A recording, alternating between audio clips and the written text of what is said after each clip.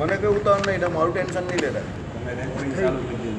સ્વામિનારાયણ. અરે તારીખ આજે 3 એપ્રિલ 2025 રોજના અનુક્રમમાં આપણે આ રામાનુજાચાર્ય કૃત શ્રી ભાષ્ય જે છે તે જોઈ રહ્યા છે. અત્યારે આપણે ભગવાનના 5 રૂપ એની ચર્ચા કરી રહ્યા છીએ. એમાં આપણે પરમ દિવસે અને એના આગલા દિવસે ભગવાનનું પરરૂપ જે અક્ષરધામસ્થ રૂપ છે એના વિશે ચર્ચા કરી. ગઈકાલે આપણે ભગવાનના જે બીજા 2 રૂપ જે કયા એમાં મુખ્યત્વે ચતુર્વ્યૂહ એની વાત કરી. વાસુદેવ, શંકરસન, અનિરુદ્ધ અને પ્રદ્યુમ્ન, જેનું સૃષ્ટિ પ્રકરણમાં બહુ મોટું કામ છે.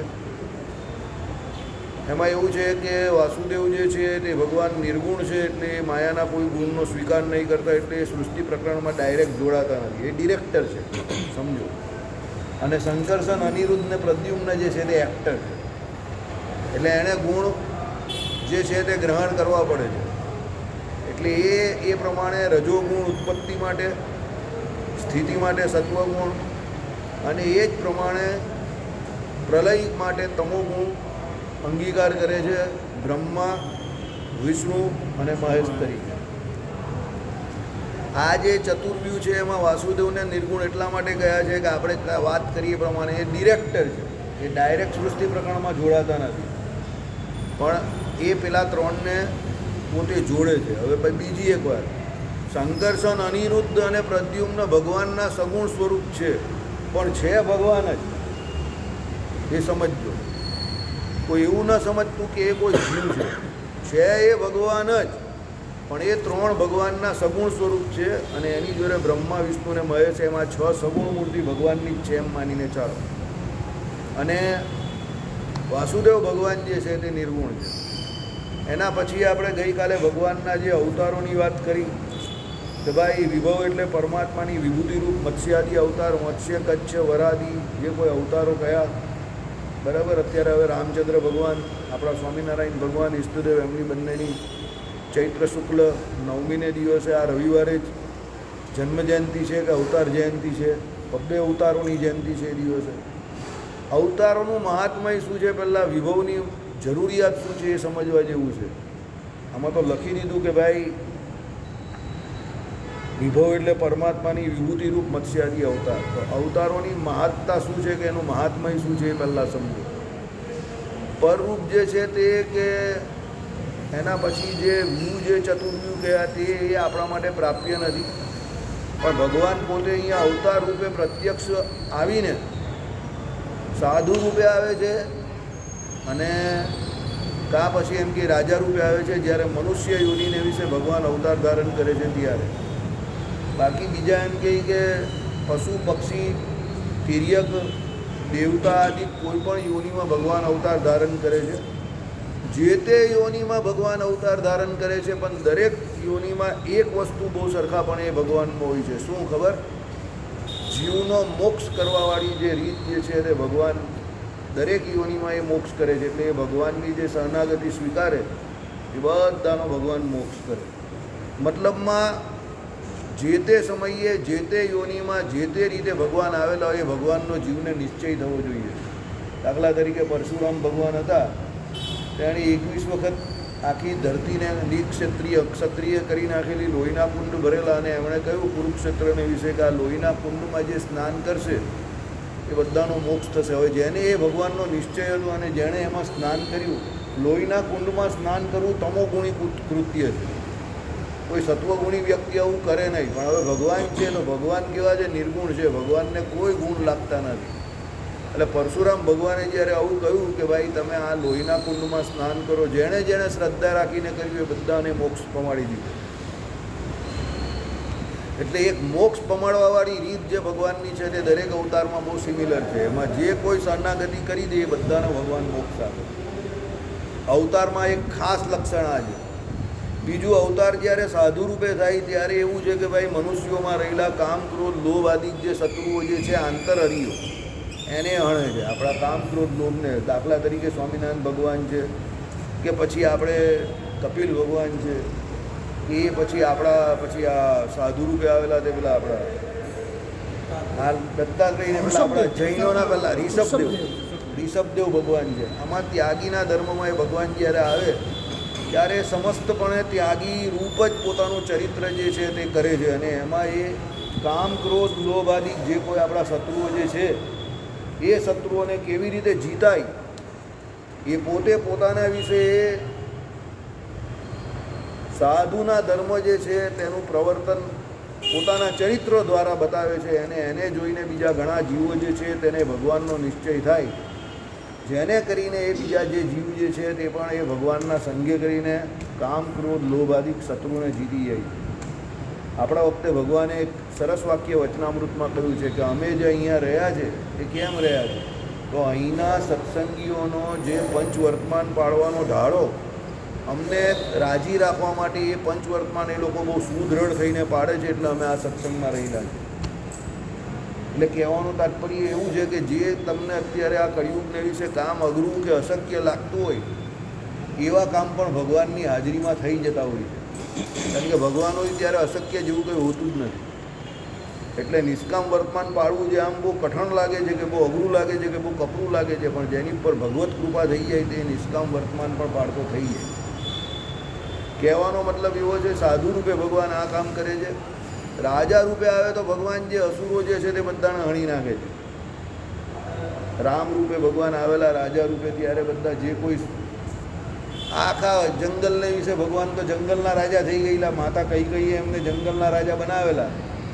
તો જંગલને વિશે જે કોઈ ઋષિમુનિઓના આશ્રમ હતા અને ઋષિમુનિઓ જે કોઈ યજ્ઞાદિક કરાવતા હતા ને એને વિશે પેલા લોકો કોણ અસુરો જે હતા રાક્ષસો હતા તે બધા શું હાડકા ફેંકીને હેરાન કરતા હતા. આપણે કહીએ ને હવનમાં હાડકા નાખે તે અસુર, એ બધાને ભગવાને પૂરા કરી નાખ્યા. બરાબર, એ જે કોઈ હતા તે બધાને ભગવાને પૂરા કર્યા. રાવણના સગા હતા કે રાવણના સગા ના હોય, એમાં સ્ત્રી હતી તો એ સ્ત્રીને પણ ભગવાને મારી નાખી. કારણ કે એ ઋષિમુનિઓના હવનમાં હાડકારૂપ જે કહે એમ કે આસુરી કૃત્ય કરતી હતી. કોણ હતી પહેલી સ્ત્રી જેને તાટકા, બરાબર, એને પણ ભગવાને શું કરી નાખી? મારી નાખી. અને બીજા ઘણા બધા જે કોઈ મારીચ આદિ અસુરો હતા, પેલો સુબાહુ હતો, બરાબર, મારીચ હતો, ખર દૂષણ હતા, ઘણા બધા હતા. એ બધાને ભગવાન શ્રી રામે માર્યા. શ્રી કૃષ્ણ ભગવાને પણ ઘણા બધા આવા અસુરો હતા, એને કાં પોતે માર્યા કાં પાંડવો પાસે હણાવ્યા. એટલે ભગવાન જ્યારે રાજા રૂપે આવે ત્યારે આ પ્રમાણે પૃથ્વીના ભારરૂપ જે કોઈ અસુર હોય તે બધાને મરાવી નાખે. કહેવાનું તાત્પર્ય એવું છે કે આ બધા ચરિત્રો તો ભગવાન કરે છે, પણ સૌથી મોટું કામ શું કરે છે? ભગવાન અહીંયા અવતાર ધારે ત્યારે સૌથી મોટું એમનું કામ શું છે કે ચરિત્ર શું છે? તો પોતાના ભક્તોને લાલ લડાવે છે. રામ રૂપે ભગવાન આવ્યા ત્યારે પણ કે શ્રી કૃષ્ણ રૂપે પણ ભગવાન આવ્યા ત્યારે પણ કે સ્વામિનારાયણ રૂપે પણ ભગવાન આવ્યા ત્યારે એમણે પોતાના ભક્તોને લાડ બહુ લડાવી. ઘણા બધા ચરિત્રો ભગવાને પોતાના ભક્તો સાથે કર્યા, જેને કરીને એ ભગવાનના જે કોઈ ચરિત્રો હોય, બરાબર, એને વિશે ભક્તો પણ સહેજે આવી જાય અને એ ભક્તોને બહુ આનંદ આવી. જોઈ લો તમે આપણા ભગવાનના કેટલા બધા ચરિત્રો એવા છે. શ્રી કૃષ્ણ અવતારમાં પણ છે, રામ અવતારમાં પણ છે, સ્વામિનારાયણ ભગવાન હતા ત્યારે પણ છે જ. એટલે કહેવાનું તાત્પર્ય શું છે કે ભગવાન એ ચરિત્રોમાં સહેજે પોતાના ભક્તોને પણ સમાવી લે છે અને ભક્તોને પણ સુખ આપે છે. અને એ ચરિત્રો એ ભગવાન જ્યારે હયાત હોય ત્યારે એ ભક્તોને આનંદ આપે એટલું જ નહીં, પણ એના પછીની જે પેઢીઓ એ ચરિત્રો જે શાસ્ત્રોમાં લખાય, દાખલા તરીકે સત્સંગી જીવનમાં શ્રીજી મહારાજના બધા ચરિત્રો છે, વાલ્મીકી રામાયણમાં રામચંદ્ર ભગવાનના છે, શ્રીમદ ભાગવતના દસમ સ્કંદ વિશે કે બીજી ગર્ગ સંહિતા આદિ જે કોઈ ચરિત્રોની ચોપડી હોય, પુસ્તકો શાસ્ત્રો, એમાં શ્રી કૃષ્ણ ભગવાનના ચરિત્રો છે. શ્રીમદ ભાગવતના વિશે ભગવાનના જે કોઈ અવતારો છે 24 અવતારો, એની બધી કથા આવે છે. નાની છે પણ છે ખરી. તો એ ચરિત્રોને જે ભક્તો ગાય કે સાંભળે એ બધાનું પણ કલ્યાણ થાય. શ્રદ્ધાવાન લભતે જ્ઞાનો. આપણે જોયું છે કે ભાગવતજીના ચરિત્રો કે ભાગવતજી આખું કોઈ સાંભળે, શ્રદ્ધાથી સાંભળે, જે પ્રમાણે શ્રોતાના વક્તાના નિયમ કયા એ પ્રમાણે, તો વૈકુંઠમાંથી વિમાન લેવા આવે છે એવું શ્રીમદ ભાગવતના આપણે મહાત્મયમાં જ સાંભળીએ છીએ. સમજો. એટલે એ ચરિત્રો ભગવાન અહીંયા જે કરે છે તે સમય પૂરતા મર્યાદિત નથી હોતા. એના પછીની પેઢીના જે કોઈ ભક્તો આવે છે એને પણ કામના છે. એટલે ભગવાનનું જે અવતાર ચરિત્ર જે છે, આ વિભવ જે અવતાર જે છે ને, એ ભક્ત માટે બહુ કામનો છે. કારણ કે આમાં ભગવાન શું અહમ ભક્ત પરાધીના એમ કરીને ભગવાન ટોટલી ભક્તને પરાધીન થઈ જાય છે. ઉચ્છિષ્ટ પણ ખાય છે. પેલા ગોવાળિયાઓનું ઉચ્છિષ્ટ ભગવાન શું માખણ ખાતા હતા. પેલો એક મધુમંગલ પેલી કઢી લાવેલો, પેલી ખાટી ખાટી કઢી કોઈ લાવેલો, છાશ એ પણ ભગવાને એની બોટેલી પી લીધી, ઉચ્છિષ્ટ પી લીધી. બોટેલી તો આપણો શબ્દ છે, ઉચ્છિષ્ટ શાસ્ત્રોક્ત શબ્દ છે. એ ભગવાને પી લીધી. બોલો, વિચાર કરો. તો કોઈ સામાન્ય જન હોય, ભણેલો ગણેલો, એને પણ કોઈનું ઉચ્છિષ્ટ પીવાનું કહ્યું તો પેલો ડિસિપ્લિન શિષ્ટાચારનો માર્યો પણ ન પીવે. સમજો. અને ન જ પીવું જોઈએ. શાસ્ત્રોમાં ના જ પાડી છે, ઉચ્છિષ્ટ ન ખાવું જોઈએ. જમવા બેસો ત્યારે પણ ઘણા લોકો ઘરવાળીને લઈને ગ્રહસ્થ સાથે જમવા બેસે છે, પણ એક થાળીમાં એ જમવું એ પ્રણાલિકા આપણી નથી. જીવનમાં તો એવું લખ્યું છે, પતિ પત્નીએ જોડે એટલે બાજુમાં બેસીને પણ જમવું. નહીં જ જમવું ને, એક પંક્તિમાં નહીં જમાય. પતિ પત્નીએ એક જ જોડે બેસીને જમવાનું નહીં જ જમાય. ભલે અલગ. હા, તો પણ નહીં જમાય. પત્નીએ પતિ જમી રહી, બધા જમી રહી, પછી જ જમવાનું. હકીકત છે. એમાં એક એકનું પુણ્ય આપેલું છે. હે, પત્નીને જમતા પત્નીને ન જોવાય. ને એના કરતાં શું છે, એ પત્ની જે છે ને તે ઘરની લક્ષ્મી છે. લક્ષ્મીજીનો સિદ્ધાંત શું છે સમજો. પહેલાં સમસ્ત જગતને સુખી કરે પછી એ, એટલે એ ગૃહ લક્ષ્મી છે. એટલે આખા ઘરને એ પહેલાં અન્નપૂર્ણા દેવી છે. એટલે આખા ઘરને જમાડી દે પછી એ જમે. સમજો, એ અન્નપૂર્ણા છે. એના પતિને પણ જમાડી દે પહેલાં. એ જ પતિવ્રતાનું, ઉચ્ચ પતિવ્રતાનું લક્ષણ છે કે એના પતિને જમાડી દે. પતિના જે સગા સંબંધી. હવે ફેશન થઈ ગઈ છે. સાહેબ, હવે તમે અત્યારની તો વાત જ નહીં કરો નહીં. હવે યાર, અત્યારે તો મારા જેવો કંઈ કહેવા જાય તો મને ધોઈ નાખે લોકો, એવી હાલત છે. એટલે હું શું બોલવાનું, બરાબર? એટલે અશોકભાઈ તમારું આ ડોસું નહીં થઈ જાય ને હું જુવાન થઈ જવાની, એ ડોસું થઈ જાય, બરાબર? એટલે અમુક આપણે છે ઘરે ન બે અમારે કરતા જ વાંચી હવે એ તો એકાદ પેઢી રહેશે તમારે ત્યાં પણ. નહીં હોય પ્રારંભ યાદ આવે. આજે અમારે કેવું કરતા અમે પાંચ દીકરો અલગ કઈ જ બહાર એટલે આના પછીની એ બધે એવું જોઈએ. ચાલો, કંઈ નહીં. એટલે આપણે તો જે શાસ્ત્રમાં વાત કરી હોય તે કહીએ છીએ. પછી જેને માનવું હોય તે માને, ના માનવું હોય તો કોઈ આંદોલન કરતા નહીં ભાઈ, બરાબર? આપણે કંઈ હા, પછી બધા વાવટા લઈને આંદોલન કરે, પકડીને. હા, એ બધું બાધાબાધી નહીં કરવાની. જો ધર્મ કેવી વસ્તુ છે, તમે પ્રેમથી પાળો ને ત્યાં સુધી મજા છે.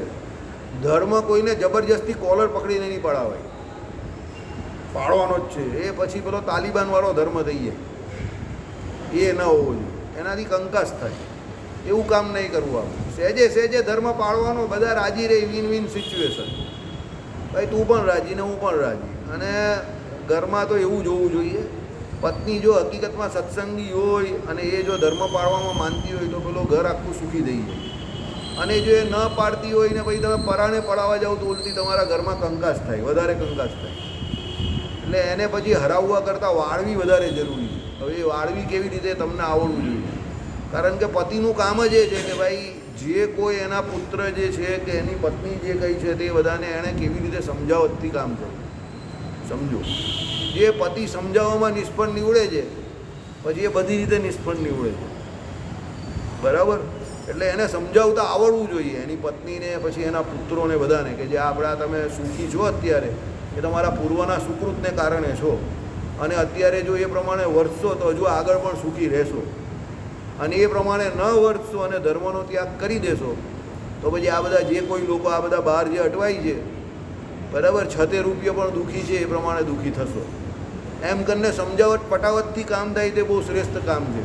પણ પછી તમે સીધું કહો ના કરવું જ પડશે પાડું, તો પછી તમારા ઘરમાં જય સ્વામિનારાયણ, પછી તો ભગવાન માલિક છે તમારો. એટલે ઝઘડો નહીં કરવાનો, પ્રેમથી સમજાવીને કામ કરો. એટલા માટે આપણે ત્યાં અત્યારે બધા મોટા મોટા સંતો જેટલા કથા વાર્તા કરે છે તે શું કહે છે કે ઘરમાં 1 કલાક ઘર સભા, હકીકતમાં ઘર સભા કરો. ઘર સભા મંદિરમાં કરવાની જ નથી, એ તો કન્સેપ્ટ જ નથી. એ તો મૂર્ખ કન્સેપ્ટ છે કે ઘર સભા મંદિરમાં કરે તો એનું નામ ઘર સભા કેવું? એ પ્રોગ્રામ જે કંઈ પ્રોગ્રામ થતા હોય કે પ્રોગ્રામ થતા હોય કે જે કંઈ થતા હોય, પણ એ ઘર સભા એનો કન્સેપ્ટ જ ઘરમાં કરવાની છે. અને ભારતના જેટલા પણ મોટા મોટા સાધુઓ જે છે, વક્તાઓ છે, તે શું કહે છે કે અડધો કલાક તમારા ઘરે ભજન કીર્તન સામાન્ય અને રામાયણની ખાલી 5 ચોપાઈ કે હનુમાન ચાલીસા પણ વાંચતા હો તો એ વાંચો, પણ અડધો કલાક ઘરના દરેક સભ્ય ભેગા મળીને ઘર સભા કરો. એનાથી શું થશે, તમારા ઘરમાં જે છે ને તે સંસ્કાર આવશે સત્સંગના, અને ધીરે ધીરે લોકો એ તરફ વળશે. જો ભાઈ આજકાલની જનરેશન છે એ બધું લેપટોપ અને મોબાઈલ અને ગૂગલ દેવને સૌથી મોટા દેવ સમજે છે, તો તરત એ લોકો માનવાના નથી, પણ ધીરે ધીરે માનશે. એક દિન મેં નહીં હોગા લેકિન એક દિન જરૂર હોગા. એટલે આ છે ને શનિની દશા જેવું કામ છે. જેનો શનિ મજબૂત હોય ને એ લાંબા ગાળાના કામ કરી શકે. ચંદ્રવાળાનું અમારા જેવા ધનાધનીવાળાનું કામ નથી. જેનો કુંડળીમાં શનિ સારો હોય, કેન્દ્ર વેન્દ્રમાં બેઠો હોય અને 11મા સ્થાનમાં કે એવા સ્થાનમાં બેઠો હોય અને પેલો ધીમી ધીમી ગોળી આપતો હોય, તો પછી એ એના ઘરમાં સુધારો લાવી શકે. પછી પેલો ચંદ્રવાળો ધનાધની કરવા જાય તો પછી આમાં ધનાધનીનું કામ નથી. બરાબર? એટલે એ તો સમજાવટ પટાવટથી જ કામ થાય. એટલે તો રામાયણની ચોપાઈ છે, ઢોલ ગવાર શૂદ્ર પશુ નારી એ સબ તાળન કે અધિકારી. તાળનનો અર્થ જ એ છે સમજાવટ પટાવટ. તાળન એટલે મારવું નહીં. ઢોલ એટલે શું? નવું તમે ઢોલ લાવો તો એનું પેલું ચામડું જે કડક હોય ને તેને આમ કરીને તાળન કરવાનું. તાળન એટલે એને અફાડવાનું નથી. તમે જોજો એને પેલો સેટ કરે આમ કરીને, આમ ટક ટક ટક ટક ટક ટક ટક ટક. તાલ સેટ કરે. તાલ સેટ નહીં કરે, એ પેલું ચામડું હોય ને એ કડક હોય એને સેટ કરે.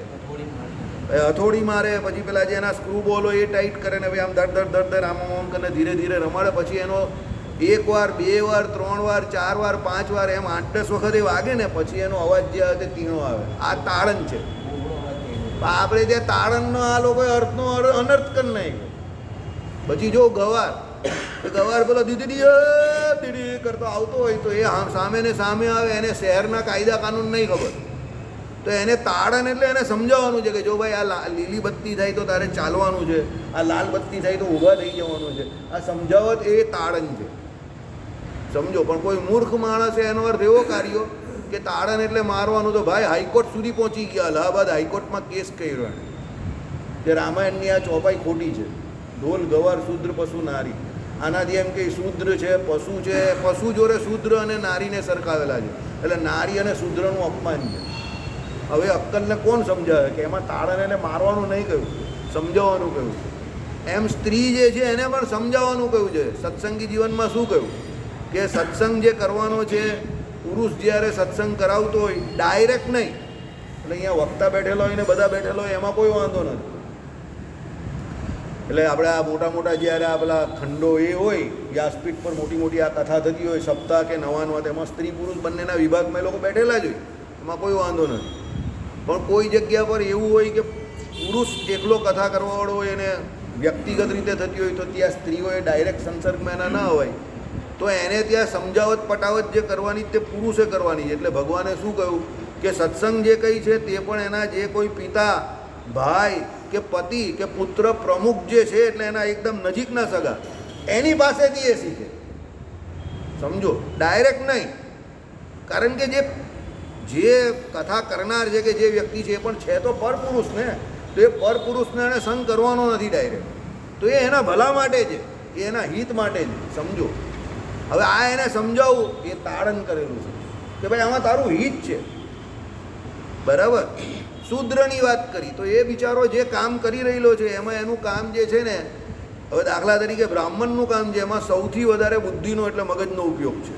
કારણ કે એણે જે મંત્ર જાપ કરવાના છે, ઉદ્દત અને અનુદ્દત જે સ્વર જે છે તે બોલવાના છે, આરો અવરોમાં જે ગાવાનું છે. સમજો.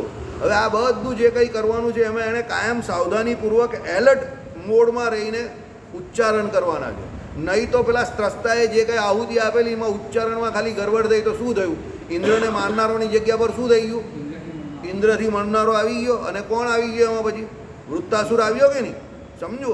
તો બ્રાહ્મણે હંમેશા એલર્ટ મોડમાં રહેવાનું છે. આપણા શાસ્ત્રો એવું કહે છે એને મગજનો સૌથી વધારે ઉપયોગ કરવાનો છે. સમજો. અને શૂદ્ર જે છે એને મગજ કરતાં વધારે શારીરિક શ્રમ વધારે છે. એટલે એને મગજનો એટલો ઉપયોગ નથી. એને કંઈક આ કામ કરી દે, આ લાવવાનું, આ મૂકવાનું, એમાં શારીરિક શ્રમ, મગજનો એટલો ઉપયોગ નથી. એટલે એને સમજાવવો જરૂરી છે કે ભાઈ તારે આ કામ આમ કરવાનું છે, આ કામ આમ કરવાનું છે, આ કામ આમ કરવાનું છે. તાળનનો અર્થ ત્યાં મારવું નથી, સમજાવવું છે. સમજો. આપણે ત્યાં શું છે કે આ બધા કહેવા સો કોલ્ડ બુદ્ધિજીવી પણ જેને શાસ્ત્રોનું જ્ઞાન નથી, અને એ ભાઈ તો હાઈકોર્ટમાં પહોંચી ગયા. પછી આપણા કોઈ વક્તા ને એ બધા ત્યાં એને સમજાયું અને પછી જજે એને પેલાને ઠપકો આપેલો કે આવો બધો સમય તમે કોર્ટનો બગાડો એ બહુ ખોટી વાત છે. આનાથી એમ કે સમાજમાં બહુ ખોટી ભ્રાંતિઓ ફેલાય. બરાબર? એટલે કહેવાનું તાત્પર્ય શું છે અવતાર જે છે તે અવતાર તમને મનુષ્ય રૂપે ભગવાન આવે કે જે રૂપે ભગવાન આવે તે ભગવાનનો પેલા જીવ જોડે લાઈવ કોન્ટેક્ટ થાય છે. લાઈવ એટલે તમે સમજી ગયા ને, ભગવાન તમારી સામે પ્રત્યક્ષ વિરાજમાન થઈ જાય છે અવતાર રૂપે. આવું કોઈ બીજામાં લાભ નહીં મળતો. સમજો, અક્ષરધામમાં છે તે તો તમે પણ અપ્રાકૃત થઈ ગયા અને ભગવાન પણ અપ્રાકૃત છે, તો ધામમાં ગયા પછીની વાત છે. પણ અહીંયા જે આવે છે તો અહીંયા ઉલટું છે. અક્ષરધામમાં તમારે જવાનું, જીવે એનો મોક્ષ ભજન કરીને એ જાતે જાય છે. સમજો, એટલે લઈ જાય તો ભગવાન જ છે, પણ એ જીવ અને ભગવાનનો મેળાપ છે. અહીંયા શું છે, ભગવાન કૃપા કરે છે અને ભગવાન જાતે જીવ જેવા થઈ જાય છે, મનુષ્ય સદ્રશ ચરિત્ર કરે છે. પેલા જીવને ભગવાનનો જરા પણ ત્યારે શું મોટપ જે છે એનાથી ડર નહીં લાગતો. એટલે ભગવાન શ્રી કૃષ્ણએ પેલા અર્જુનજીને જ્યારે વિરાટ રૂપના દર્શન કરાવ્યા તો અર્જુનજીએ શું કહ્યું, એ ભગવાન અમે મારી બહુ મોટી ભૂલ થઈ ગઈ. કદાચ તમને એમ કહે કે મિત્ર ભાવે કે કદાચ એમ કહે કે પ્રમાદે કરીને કંઈ આડા અવળા શબ્દ બોલાઈ ગયા હોય ને તમારો ધ્રુવ થઈ ગયો હોય તો માફ કરજો, તમે તો અનંત કોટી બ્રહ્માંડના નાથ છો. પણ તમારા આ રૂપના દર્શન કરીને મને સુખ આવતું. મને તો તમે પેલા મારા જેવા મનુષ્ય સદ્રશ મારા મિત્ર એ રૂપે દર્શન આવે તો એમાં સુખ આવે છે. એટલે આમાં ભગવાન આપણા જેવા થાય છે. સમજો, અવતારની આ વિશેષતા છે કે એમાં ભગવાન આપણા જેવા થઈ જાય છે. હવે તમે વિચારો, જ્યાં કોઈ પાત્ર ભગવાન ભજવતા હોય તો પછી એની તો કંઈ વાત જ નહીં થાય ને. ભગવાન આપણા જેવા બનીને આવે તો એમાં તો કંઈ જોવાનું જ નથી રહેતું ને.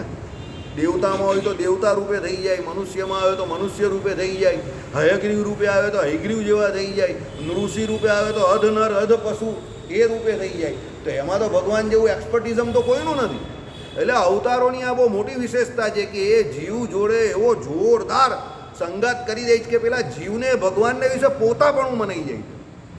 ભાઈ ભગવાન શ્રી હરિ હતા, એના પેલા મિત્ર હતા નાના હતા ત્યારે, પેલો વેણી, પછી પેલો માધવ, પછી આ બધી નાના ભગવાનની ઘનશ્યામ ચરિત્રમાં બધી વાત આવતી હતી. અમે પહેલાં અહીંયા બારદુનમાં હતા ને ત્યારે વાંચતા હતા, ત્યારે અમને બહુ મજા આવતી હતી. આના જેવા છોકરાઓ આવતા હતા ને તો અમે ત્યારે અહીંયા ઘનશ્યામ ચરિત્રને આ બધું સંભળાવતા હતા બારદુન મંડળમાં. બરાબર, એ બધા નાના નાના પેલા ભગવાન શ્રી હરિ પેલા ખાપા તલાવડીએ જાય છે અને પેલો વેણીને માધવને બધા જોડે ભગવાન મસ્તી મજાક કરતા હોય છે અને પેલો ખાપ હોય છે તે ઝાડનો ભગવાનને વાગે છે અને ત્યાં ઘા પડી જાય છે. પછી ભગવાન જ્યારે મોટા થાય છે ત્યારે સભામાં બેઠેલા ત્યારે ભગવાન કહે છે કે આ ખાપો જે તલાવડી પર અમે ગયેલા ને આ જે ખાપો વાગેલો અને આ નિશાન જે જોઈએ તો અત્યારે પણ અમને એ તલાવડી સીધી સાંભળી આવે છે. એ એમ કહે કે જન્મભૂમિનું હેત છે એમ કરીને ભગવાને વાત કરેલી. સત્સંગમાં મોટા થયા પછી બેઠેલા પછી આ ભગવાને વાત કરેલી. બરાબર, એટલે તત્વજ્ઞાનની વાત આપણે અત્યારે કરીએ છીએ. એનો મતલબ એવો નથી કે ભાઈ આપણે ચરિત્રો નહીં ગાતા હતા કે નહીં કરતા હતા. ઘણા લોકોને એવું છે કે ભાઈ ચરિત્ર, અમે લોકો અહીંયા બારદુનમાં પહેલાં ચરિત્ર જ કહેતા હતા નાના નાના છોકરાઓને. ઘનશ્યામ મહારાજની મૂર્તિના દર્શન કહેતા હતા, પછી બધા ચરિત્રો કહેતા હતા. આખી જે બુક હતી ચરિત્રની તે અમે અહીંયા હું જ વાંચતો હતો, આ જ જગ્યા પરથી વાંચતો હતો, આ જ જગ્યા, અને સામે બધા છોકરાઓ હોય અને વાર્તાના રૂપે વાંચીએ. પછી એ વાર્તામાં જે કંઈ આવે ને એના પ્રશ્ન પૂછીએ છોકરાઓને, પછી જેને જવાબ આવડે એને પેલી બોલપેન આપતા હતા. એટલે પેલો છોકરો ખુશ થાય. બોલપેનની કિંમત નથી ભાઈ, એટલો ખુશ થાય છોકરો. અને પાછું એમાં પાછું કેવું ખબર, વરસના અંતે પાછા જે મોટા હોય ને હાજરી પૂરે. અત્યારે પણ અરવિંદભાઈને એમાં ઇનામ મળ્યું. હા, તેને જર્સીને એવું અમે આપતા હતા. ત્યારની આ બધી પ્રથા છે. એ મોટાઓને પણ જે હાજરી કાયમ આપતા હોય એને પણ બોલપેન આપતા હતા. અને આ છોકરા જે હોય એ જીતે એને પણ એવોર્ડ આપીએ કે આ બોલપેન આપીએ. અને પેલી પરીક્ષામાં જે ઉત્તીર્ણ થાય એને તો વિશેષ કંઈ ગિફ્ટ આપતા હતા. એટલે એ ચરિત્ર ઉપરથી ધીરે ધીરે ધીરે ભગવાન સંબંધી તમને ઘાટ થવા માંડે. પછી એ ભગવાન વિશે તમને નવું ને નવું જાણવાની ઈચ્છા થાય, તત્વજ્ઞાન તમે જાણો. પછી ધીરે ધીરે ધીરે એ ભગવાન સંબંધી નિશ્ચય તમને થાય. એટલે મહાત્મય અને આત્મનિષ્ઠા બે ઉપર તો આખો સંપ્રદાય કે આખો સત્સંગ રહેલો છે. સત્સંગ વચનામૃતમાં તમે જો તો આ બે સૌથી મોટા કારણ છે. કયું? ભગવાનનું મહાત્મય જાણવું અને આત્મનિષ્ઠા. આત્મનિષ્ઠા તો આપણી કોઈની હજુ આવી જ નથી, પણ મહાત્મય તો જેટલું જાણીએ એટલું જાણી શકીએ ને. કારણ કે જેટલું મહાત્મય વધારે જાણશું ને એટલી જ આત્મનિષ્ઠા કેળવાશે. આત્મનિષ્ઠા એમને એમને આવવાની. ભગવાને શું કહ્યું, એ તો જેને જેના એના ઈષ્ટદેવને વિશે જેટલી શ્રદ્ધા અને જે એનું જેટલું મહાત્મય વધારે જાણે એટલી જ એની આત્મનિષ્ઠા દ્રઢ થાય. બાકી કંઈ આમ મેં ચોપડામાંથી વાંચી લીધું કે ભાઈ હું આત્મા છું, અજર છું, અમર છું, અછેદ છું, અભેદ છું, જ્ઞાન શક્તિએ યુગ છું, નખથી શિખા પર્યંત વ્યાપીને રહેલો છું, ધર્મભૂત નાને કરીને આમ રહ્યો છું, બરાબર, ચેતનરૂપ છું, હવે હું આત્મરૂપ થઈ ગયો, મને બધી આત્મા વિશે ખબર પડી ગઈ, આજથી હું ભ્રમરૂપ, આજથી મને કોઈ ગ્રહ ન નડે એમ. આજથી મને કંઈ નડતું નથી, હું ભ્રમરૂપ થઈ ગયો. અરે એમ કંઈ કહેવાથી થોડો ભ્રમરૂપ થઈ જાય છે, સમજો. એ તો જેમ જેમ ભગવાનનું મહાત્મય જાણે કે મને મળેલા ભગવાન કોણ છે, અનંત કોટી બ્રહ્માંડના નાથ છે, પેલા પરબ્રહ્મ વિશે આપણે જે જાણ્યું ને એ ભગવાન જે બેઠેલા છે અહીંયા નારાયણ મુનિદેવ કે હરિકૃષ્ણ મહારાજ કે ઘનશ્યામ મહારાજ, જેના પ્રત્યક્ષ હું રોજ દર્શન કરું છું, હરિભક્તોને મળું છું, સત્સંગ કરું છું, માળા ફેરવું છું, સમજો. એમ જેટલું મહાત્મય જણાય. હવે એ ભગવાનના કયામાં મોટા મોટા દેવતાઓ છે, સમજો. એ ભગવાનના કયામાં આ કાળ છે, આ માયા છે, આટલા મોટા મોટા જો એ ભગવાનના કયામાં હોય અને અનંત કોટી ભગવાન બ્રહ્માંડમાં એ ભગવાન સિવાય બીજું કોઈ સ્વતંત્ર છે જ નહીં, બાકી બધા પરતંત્ર છે. એ ભગવાન જ સર્વતંત્ર અને સ્વતંત્ર છે. એ ભગવાન જ આ ઋતુકાળને ફેરવે છે. અરે હમણાં મહિના પહેલાં તો કાં ગરમી હતી આટલી, ના 15 દીમાં કેવી ગરમી પડવા માંડી. તો આ ઋતુકાળને ફેરવનારા પણ એ મારા ભગવાન જ છે, બરાબર. આવું જ્યારે કેવી ભગવાનની માયા તો તમે જોવો. હવે આ છોકરો આટલો નાનો આવે છે, તમે જોઈ લેજો. હવે આના જેવા જ નાના નાના એના બાપા જેવા છોકરા આવતા હતા. અત્યારે એના બાપા છે ને એવા છોકરા પહેલાં અમારા બારધૂનમાં આવતા હતા. હવે આ લોકો આવતા થઈ ગયા. ભગવાનની માયા તો જો કે ભાઈ પાણીના બિંદુમાંથી એટલે જળના બિંદુમાંથી હાલતો ચાલતો મનુષ્ય થઈ જાય છે. કૂતરામાંથી કૂતરો, બિલાડામાંથી બિલાડો. કેવી ભગવાને આ રચના કરેલી છે જગતની, તમે જોવું તો ખરા. અને અનુક્રમ કેવો છે કે ભાઈ મનુષ્યમાંથી મનુષ્ય થાય, પશુમાંથી પશુ થાય, પક્ષીમાંથી પક્ષી થાય, દિવસ રાત આ બધું એક સરખું વ્યવસ્થિત થાય. સવાર પડે એટલે સૂર્યનારાયણ પૂર્વ દિશામાં આવી જાય, સાંજ પડે એટલે આ ચંદ્રમાં આવી જાય, તારા ગ્રહ નક્ષત્ર હોય છે, સવારે દેખાતા નથી, બધા તમને દેખાતા થઈ જાય. આકાશ આખું અદ્ધર એમને ઊભો રહેલું જ. કોણ લાકડી લે તે કે એને ઊભું રાખવા આવ્યું? કોનો સપોર્ટ છે? કોઈનો સપોર્ટ છે? કોઈ જગ્યા પર કંઈ પિલર વિલર મારેલા કે ભાઈ આ પિલર આકાશને ઊભું રાખો? આ બધા ગ્રહ નક્ષત્ર છે ભાઈ, જોજો ભાઈ, અદ્ધર છે ભાઈ, પડી નહીં જતા ભાઈ, બરાબર. બધું અદ્દર છે ને, તમે સમજો. અને કેવું અદ્દર છે, બરાબર. એ તો થેન્ક ગોડ કે પેલો આઇઝેક ન્યૂટન થયો, એ સુરતી નહીં હતો, એ સૌથી મોટી વાત. બાકી એ સુરતી હતો તો એકને બદલે 5 સફરજન કામ મફતમાં મળે છે લઈને ચાલ્યો ગયો હતો ઘરે. પણ એ સુરતી નહીં હતો એટલે એણે એ વિચાર કર્યો કે આ ભાઈ ઉપરથી નીચે કેમ પડે છે. બાકી એ સુરતી હતો તો શું કરતે? સારું સફરજન છે, મસ્ત છે, મીઠું છે, ચાલ ભાઈ. બીજા 4-5 પડે તો લઈ લે. ને કાઠિયાવાડી હતો તો વાળી જ લઈ લેતે કે ચાલ ભાઈ ધંધો કરી નાખો. સુરતી ખાવા મહારાજ, કાઠિયાવાડી ધંધો કરી નાખે, 4-5 વાળી લઈ લેવું ભાઈ. પણ એ આઇઝેક ન્યૂટન સુરતી પણ ન હતો અને કાઠિયાવાડી પણ ન હતો. એટલે બિચારાને ગ્રેવિટેશનલ ફોર્સ કંઈ સમજમાં આવી ગયો. હવે એને ન સમજમાં આવેલો ત્યારે કંઈ ગ્રેવિટેશનલ ફોર્સ ન હતો એવું ન હતું, એને સમજમાં આવ્યું. હતો તો પહેલેથી, અંદર આકાશ તો હતું જ નહીં પહેલેથી, સમજો. આ ભગવાનનું મહાત્મય છે. એણે એની પુસ્તકમાં લખેલું છે, એ પરમાત્મા તત્વને માને છે. એ કહે છે ઓલમાઇટી સુપ્રીમ કોઈ એવો પાવર છે કે જે આખા જગતને આમને આમ સ્થિર ને સ્થિર રાખે છે. એ માને છે. આઇઝેક ન્યૂટન ચોટલી પણ રાખતો હતો. એના ફોટામાં જોજો, એ ચોટલી રાખતો હતો બ્રહ્મરંધ્રની પાછળ. એ સુપ્રીમ તત્વને માનતો હતો, બરાબર. એટલે કહેવાનું તાત્પર્ય શું છે કે આવું ભગવાનનું મહાત્મય જાણે તો પછી આત્મનિષ્ઠા પેલાની ધીરે ધીરે કેળવાય કે આવા મોટા ભગવાન છે તો હું ભગવાનની આજ્ઞા ન કરું. ભાઈ ભગવાને કહ્યું કે બ્રહ્મ મુહૂર્તમાં ઉઠવાનું, હું પહેલાં બ્રહ્મ મુહૂર્તમાં હું ઉઠતા શીખું તો પછી ગામને સલાહ આપું ને, સમજો, બરાબર. એક એક કરીને ભગવાને કહું ભાઈ સંસ્કૃત અથવા પ્રાકૃત જે કોઈ ગ્રંથ જે છે એનો અભ્યાસ કરવો. ભાઈ ભગવાનના સ્તોત્ર મંત્ર આદિ જે કોઈ છે એનો પોતપોતાની બુદ્ધિ અનુસાર અભ્યાસ કરવો. ભાઈ જેની જેવી બુદ્ધિ છે. નમો નમઃ શ્રી હરે એ જે વાંચી શકતો હોય તો એ વાંચે, વિષ્ણુ સહસ્ત્રનામ હોય તો એ વાંચે, દશાવતાર સ્તોત્ર હોય તો એ વાંચે, સર્વોપરી અવચાવતાર સ્તોત્ર હોય તો એ વાંચે. અરે જેને જે નારાયણ કવચ હોય તો એ વાંચે. પછી જેને દીક્ષા મંત્ર લીધો હોય, એટલે દીક્ષા મંત્ર મીન્સ આ શું કહેવાય, આ જનોય સંસ્કાર લીધા હોય એ પછી અંગન્યાસ કરન્યાસ પણ કરી શકે છે, સમજો, બરાબર. અને એને સહિત અરે હોમ હવન પણ કરી શકે છે. આ બાજુ વૃંદાવન આદિકમાં જ્યારે આ બધી દેવ સંબંધીને આ પેલો નારાયણ કવચનો જપ કરે છે તો એની જોડે એ લોકો હવન કરાવતા હતા રીતસરનું. જેને કોરોના થાય એ બધાના નામના હવન કરાવતા હતા, એના નામની આહુતિ આપતા હતા. એવું કહે છે કે જેના નામની આહુતિ આપી અને હવન કરાવ્યું એ કોરોનામાં એક પણ નહીં મર્યું. રામ ભદ્રાચાર્યથી માંડીને બધાના નામના હવન થયેલા જ ત્યાં, સમજો.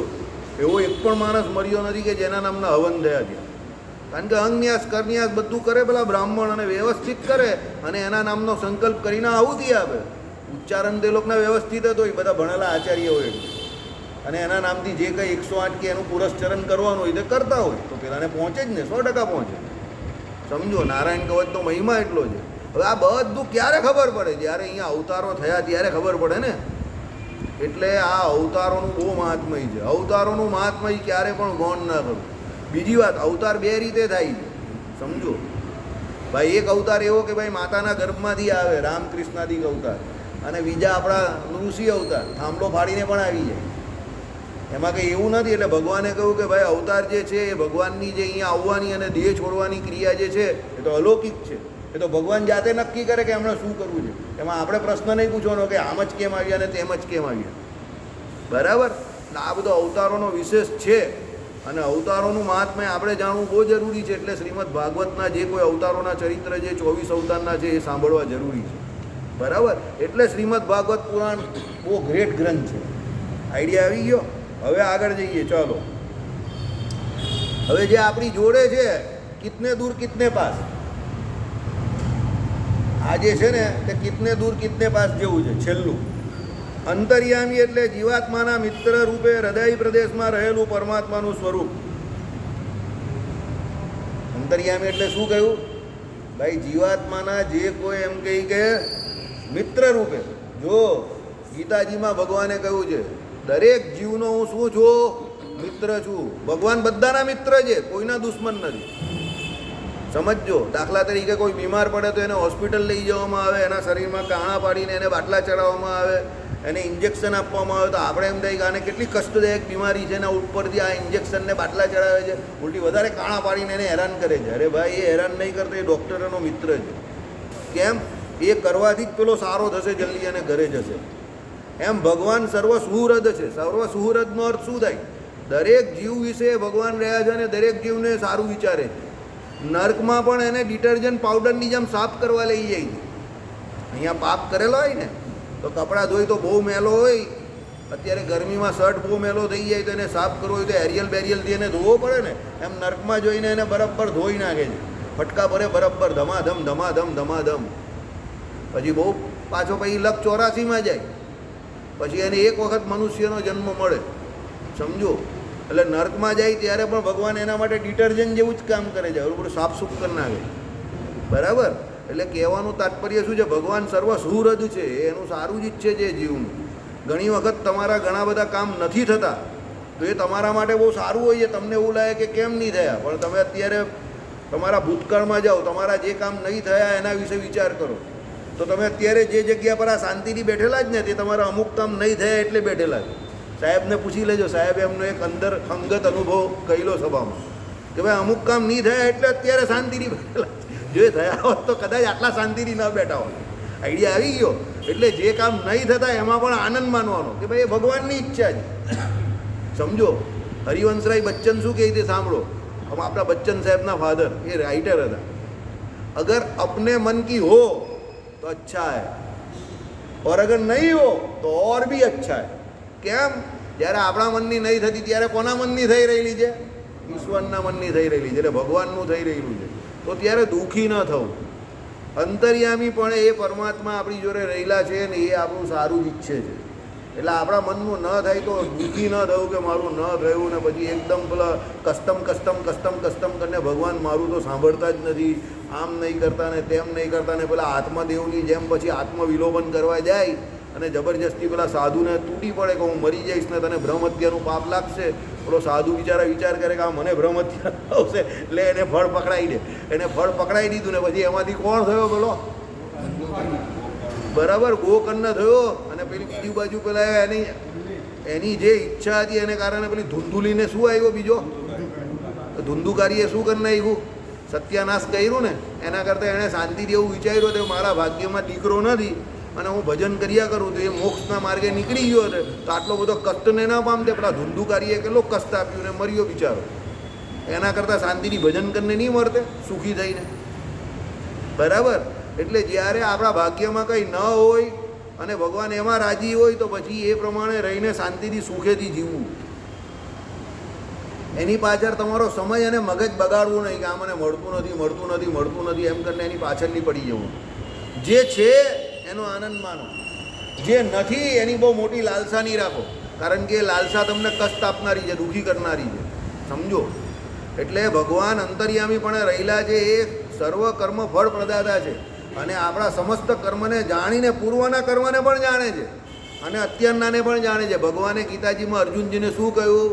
મારા ને તારા ઘણા બધા મારા અવતારને તારા ઘણા બધા જન્મો થઈ ગયા છે, પણ મને મારા અવતારો વિશે જાણકારી છે, તારા જન્મો કેટલા થયા એ પણ જાણકારી છે, પણ તને એના વિશે જાણકારી નથી. હવે એવું કેમ અર્જુનજીને ત્યારે કહું? અર્જુનજી ત્યારે આપણી જેમ મનુષ્ય રૂપે વર્તે છે એટલે, બાકી અર્જુનજી મનુષ્ય નથી. હમણાં શાસ્ત્રીજીએ ચલવેલું દેખાય છે બે, પણ છે કેટલા? એક. એ કોણ? નરનારાયણ દેવ, ભરતખંડના દેવતા છે ને આપણા. તો ભગવાને શ્રી કૃષ્ણ તે નારાયણ અને અર્જુનજી તે નર. દેખાય છે કેટલા? બે, પણ સ્વરૂપ કેવું છે? એક. એટલે છે એક એમ. એટલે અર્જુનજીના જે પ્રશ્ન જે છે કે અર્જુનજીના જે કુતૂહલ જે છે એ આપણા કુતૂહલ અર્જુનજીએ પોતાના ઉપર લીધેલા છે, બાકી એમને કોઈ પ્રશ્ન નથી. એ આપણા કુતૂહલ કે પ્રશ્ન છે કે સંકલ્પો છે, ને ભગવાને એમને એ સંકલ્પોના જવાબ આપેલા છે કે ભાઈ હું બધા તારા આ હિમાલયથી મોટા તારા હાડકાઓનો ઢગ એટલે ઢગલો બની જાય એટલા તારા એમ કહે કે જન્મો થઈ ગયા છે, બરાબર. અને પ્રહલાદજીની તું વાત કરે કે ધ્રુવજીની વાત કરે કે ભાઈ કોઈએ 6 મહિના કે 6 વર્ષની અંદર ભગવાનને નાની ઉંમરમાં મેળવી લીધેલા, તો એ નાની ઉંમરમાં એમને ના મેળવેલા, એમણે પૂર્વજન્મનો બહુ મોટો દાખલો હતો અને કિંચિત વાસના રહી ગયેલી એટલે યોગભ્રષ્ટ થયેલા, અને પછી એ વાસના દૂર કરી મેં અને પછી એમણે મારી પ્રાપ્તિ થઈ. એટલે આપણે પણ અત્યારે એ માર્ગમાં નીકળી પડેલા, તો નીકળ્યા છે એટલે અહીંયાથી ગાડીમાં બેઠા છે તો ગમે ત્યારે વડતાલ પહોંચી જઈશું, એટલે ભગવાન સુધી પહોંચી જઈશું. હવે જેની જેટલી સ્પીડ એટલો જલ્દી એ પહોંચે, જેને માયામાં ઓછું એટલો જલ્દી ભગવાનમાં પહોંચે, જેને માયામાં વધારે એના સ્ટેશન વધારે, માયાનગરીના સ્ટેશન વધારે છે. એટલે જે સ્લો ટ્રેનમાં બેસે એ માયાનગરીના સ્ટેશન કરતો જાય, અહીંયાથી ઉત્તરાયણ બી ગાડી ઊભી રહી, પછી તો ઉત્તરાયણની આગળ જતો જાય, પછી તો કોસાડ બી આવે ને સાયણ બી આવે ને વડતાલ પહોંચતા કેટલો સમય ચાલ્યો જાય. એટલે માયાનગરીના સ્ટેશન વધારે હોય તો એટલો લાંબો સમય લે, અને ફાસ્ટ ટ્રેનમાં જાય તો સીધો અહીંયાથી ભરૂચ કા વડોદરા, ત્યાંથી સીધો આણંદ કા નડિયાદ ઉતરી પડ્યો અને વડતાલ સીધો 2 સ્ટેશનમાં. એટલે એ પ્રમાણે જેને માયાના સંકલ્પ ઓછા છે, જેને ભગવાનના જ કામ કરવા છે, બરાબર, પછી એ નવરાત્રિ બી ભગવાનને રાજી કરતો હોય તો કરી શકે છે, પણ આ લોકના કામ માટે કરે તો અભી દિલ્હી બહુ દૂર હે. કર નવરાત્રિ કર કે બીજા કોઈ પણ વ્રત ઉત્સવ જે કંઈ કરતો હોય તે કર, એના ફળ રૂપે જે કંઈ સુખ છે તે સુખ ભોગવ, અને એ સુખ પાછળ જે દુઃખ રહેલું છે એ પણ ભોગવ. એટલે આવ્યા જ કરવાનું. એ આવન જાવન કે ટાઈમ બચ જતા ને પેલો કહે ને કે અમારા જેવા માણસ હોય તો એવું જ કહે કે ભાઈ આવવા જવાનો તું ટાઈમ બચાવું ભાઈ. હવે તો કંટાળી ગયા છે અહીંયા આવીને. પેલા ભાઈ ચાલ્યા ગયા અમારા ઊંટું મારવાવાળા, હમણાં સામે બેઠેલા હતા ને ભાઈ, અમારા ઘરના એક ભાઈ અમારા કહેતા હતા ને, હા ભાઈ ગમે ત્યાં ભગવાનને કહેવાનું કે ઉપર અક્ષરધામમાં જઈને પોતું મરાવે તો વાંધો નહીં, પણ હવે અહીંયા આવવું નથી. એ એમનો ટિપિકલ ડાયલોગ છે કે ભાઈ અહીંયા તો જો બહુ કંટાળાજનક પ્રોસિજર છે બધી, ઉપર જઈને પોતું મારવું સારું એના કરતાં, પણ અહીંયા આવવું નથી. આવો થાક લાગે ત્યારે સમજવાનું કે હવે કંઈક અહીંયાથી નીકળવાનો રસ્તો આપણે દેખાયો, બાકી આપણે હજુ અહીંયા જ બધું મેળવવું છે ને એના માટેના પ્રયત્નો આપણા છે, તો પછી ભગવાન તો આપશે. ભગવાનને કાં વાંધો છે? એ તો કહે જો ભાઈ આપણી લીલા વિભૂતિ છે, એ તો મુકેશ અંબાણીની જેમ છે, આપણે ઓઇલની ફેક્ટરી બી ચલાવવાની છે અને મોબાઈલ નેટવર્ક બી ચલાવવાનું છે. આપણા બધા ધંધા ચાલુ જ છે ને, દર વર્ષે 2 નવા ધંધા કરવાના છે. એટલે ભગવાન તો મુકેશ અંબાણી જેવા છે, નવા ધંધા બી કરવાના છે. એક બ્રહ્માંડ વધશે, એક બ્રહ્માંડ ઘટશે, એટલે લીલા વિભૂતિ બી ચલાવવાની છે અને નિત્ય વિભૂતિ બી ભગવાને ચલાવવાની જ છે. એ ભગવાન કે એ તમારે નક્કી કરવાનું છે કે લીલા વિભૂતિમાં આવવું છે કે નિત્ય વિભૂતિમાં આવીને શાંતિથી બેસી જવું છે. કારણ કે એનો તો મુકેશ અંબાણી જેવો મોટો બિઝનેસ છે, એ બહુ મોટા વેપારી છે, બરાબર. એટલે એ આપણે નક્કી કરવાનું છે કે આપણે કાં જવું. પછી તમે આ લોકના સુખ માટે જ કંઈ ભજન કરતા હો કે કંઈ વ્રત કરતા હો કે બીજું જે પણ કંઈ કરતા હો તો ભગવાન કહે okay, if you are happy with that I am also happy. પણ પછી તમે એમ કહો ના ભાઈ મારે તો તમને પ્રસન્ન કરવા છે, રાજી કરવા છે અને આ કારખાનું બંધ કરીને તમારી પાસે જ આવવું છે, તો થોડીક તમારી આ મુસાફરી કષ્ટદાયક બનશે. કારણ કે બધા જન્મનું સાટું વાળવાનું છે ને, ખાતું તમારું ઝીરો બેલેન્સ કરવાનું છે, તો એ કડક કામ છે, અઘરું કામ છે. તો તમારી મુસાફરી થોડીક અઘરી રહેશે આ જન્મની, હું ના નહીં પાડતો. બધું ઝીરો બેલેન્સ કરવાનું હોય તો અઘરું તો પડે ને. પણ પછી એક વખત ઝીરો બેલેન્સ થઈ ગયું તો તમે સીધી ભગવત પ્રાપ્તિ કરી નાખશો.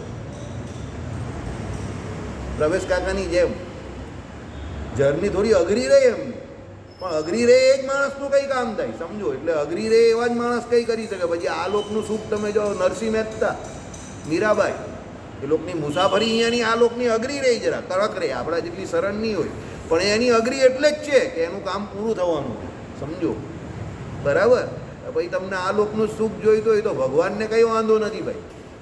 પછી તમે એમ કહો કે ભગવાન મારી સામે જ નહીં જોતા અને મને જ સુખી નહીં કરતા, તો તમને સુખ આપવામાં ભગવાનને વાંધો નથી, પણ એ સુખના લપેટામાં તમે આવી જશો ને, આસક્તિ રહી જશે, તો પાછા અહીંયા આવવું પડશે.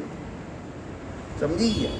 એટલે શાંતિથી ભગવાનનું ભજન કરવાનું અને ભગવાન પાસે જવાનો વિચાર કરજો, કારણ કે ભગવાન અંતર્યામીપણે તમારી સાથે જ રહેલા છે. જો તમે કોઈ બીજાને, ભગવાનને તો છોડો, કોઈ બીજાને પણ મૂર્ખ બનાવી શકતા નથી, કારણ કે અંતર્યામીપણે ભગવાન તમારી સાથે જ રહેલા છે. એટલે બીજાને મૂર્ખ બનાવીને પણ તમે કોને મૂર્ખ બનાવો છો? પોતાની જાતને જ મૂર્ખ બનાવો છો. કર્મ ફળ પ્રદાતા ઈશ્વર અંદર જ રહેલા છે, એ બધું જ જાણે છે. એટલે એ ભગવાનને રાજી કરવા હોય તો આપણે આપણા કર્મ સુધારી નાખવાના છે. બરાબર. અંતર્યામી રૂપની સૌથી મોટી વિશેષતા એ છે કે એ સ્વરૂપે કરીને કર્મનું ફળ આપે છે, પણ ભગવાનના ભક્ત માટે એ અંગુષ્ઠ પરિમાણ કેવા રહેલા છે? સાકાર રૂપે રહેલા છે. એટલે તમે જો એની ઉપાસના કરો, આ નારાયણ મુનિદેવ છે કે ઘનશ્યામ મહારાજ છે, પછી હરિકૃષ્ણ મહારાજ છે, એ લક્ષ્મીનારાયણ દેવ છે, તમને જે મૂર્તિ પસંદ હોય એ મૂર્તિનું તમે ધ્યાન કરો તો એ ભગવાન તમને આ અંગુષ્ઠ પરિમાણ રૂપે, એટલે અંગૂઠા જેટલા રૂપે તમને દર્શન આપશે, 100% આપશે. તમે જે રૂપની ઉપાસના કરશો એ રૂપે આપશે. એમાં કંઈ એવું નથી કે ભાઈ અંદર કોઈ ફિક્સ રહેલા જ તે ફિક્સ રૂપે જ આપશે. એ ભક્તની ઈચ્છા પ્રમાણે છે. તમે હરિકૃષ્ણ મહારાજ પેલા વડતાલવાળા આમ કરીને જોઈ છે ને, મૂછો ખેંચીને, એનું ધ્યાન કરશો તો તમને એવા. પછી અમારે જેવા સુરતી ઘનશ્યામ મહારાજ હસતા રમતા એનું કરશો તો એવા. અને મા બાપુજીને નારાયણ મુનિદેવ જ ગમે. ભાઈ તું નારાયણ મુનિદેવના દર્શન કરાવો મોબાઈલમાં પણ, તો એવા નાના નાના નારાયણ મુનિદેવ, બરાબર, જેને તમે ઉચકીને ઘરે લઈ જાઓ, કેવા લાગે તમને કે ચાલો ઉચકીને ઘરે લઈ જઈએ. નારાયણ મુનિદેવ છે, રૂપાળા છે, નાના છે, તો તમે એનું ધ્યાન કરતો હોય તો એ એવા આવશે. પણ તમે જેનું ધ્યાન કરશો એ રૂપે જ તમને એ દર્શન આપશે. અને યાદ રાખજો, અંદર એવા દર્શન આપશે ને જ્યારે બહાર દેખાશે ને ત્યારે બી એ રૂપે જ દર્શન આપશે, જે તમે ધ્યેય તમારા માટે તમે ધારીને બેઠા. બરાબર. કારણ કે એ કેવા છે ભગવાન? તમારા સત્યકામ સત્ય સંકલ્પ, તમારા બધા સંકલ્પ પૂરા કરે છે. અને આમાં ભક્તની જે પસંદગી, એની ઉપર ભગવાને બધું ધોળેલું છે. ભાઈ તને જે રૂપ ગમતું હોય એ રૂપનું તું ધ્યાન ભજન ઉપાસના કર, એ રૂપે હું તને દર્શન આપીશ. બરાબર. શ્રીપતિમ શ્રીધરમ સર્વદેવેશ્વરમ ભક્તિ ધર્માત્મજમ વાસુદેવમ